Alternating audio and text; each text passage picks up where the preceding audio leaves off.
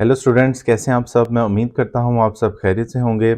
Start करते हैं आज का लेक्चर। आज की इस वीडियो में हम देखेंगे जर्नल से रिलेटेड कुछ टर्म्स। लास्ट वीडियो में हमने जर्नल बनाना सीखा था कि किस तरह से ट्रांजैक्शंस को एनालाइज करके जर्नल में डेबिट और क्रेडिट की सूरत में रिकॉर्ड करना है। अगर आपने वो वीडियो नहीं देखी तो पहले आपको वो वीडियो देखनी चाहिए, उसके बाद आपको इन टर्म्स पर आना चाहिए, क्योंकि इस लेक्चर के अंदर लास्ट वाली वीडियो की कुछ टर्मिनोलॉजीज और जो टॉपिक हमने वहां पे सीखे थे वो इस वीडियो में हमने डिस्कस करने हैं। तो अगर वो वीडियो नहीं देखी तो इसमें आपको प्रॉब्लम हो सकती है।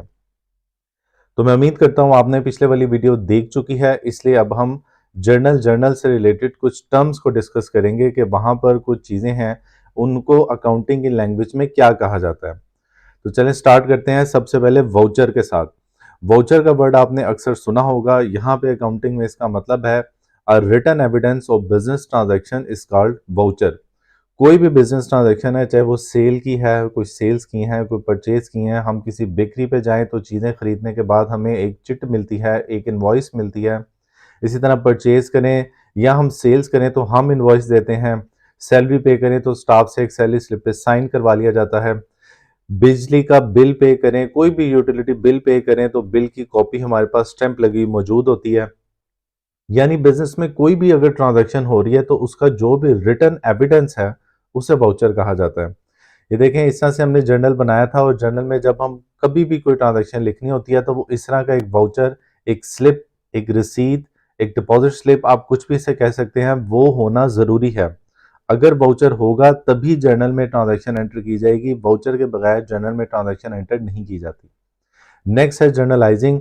ये सारा एक मैंने यहाँ पे फॉर्मेट आपको कॉपी करके दिखा दिया कि किस तरह से हमें ट्रांजैक्शन आई थी, हमने उसको एनालाइज किया था और उसके बाद उसको जर्नल में डेबिट क्रेडिट की शक्ल में रिकॉर्ड किया था।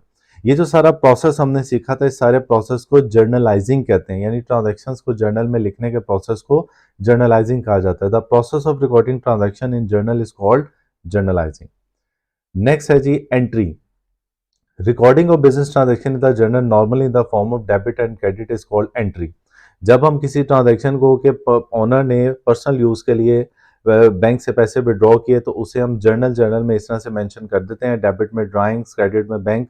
जब ट्रांजैक्शन को जर्नल में इस तरह से डेबिट और क्रेडिट की शक्ल में लिख दिया जाता है तो इसको एंट्री बोलते हैं कि हमने जर्नल में एंट्री कर दी है। तो एंट्री का मतलब कि हमने जर्नल में ट्रांजैक्शन रिकॉर्ड कर दी है।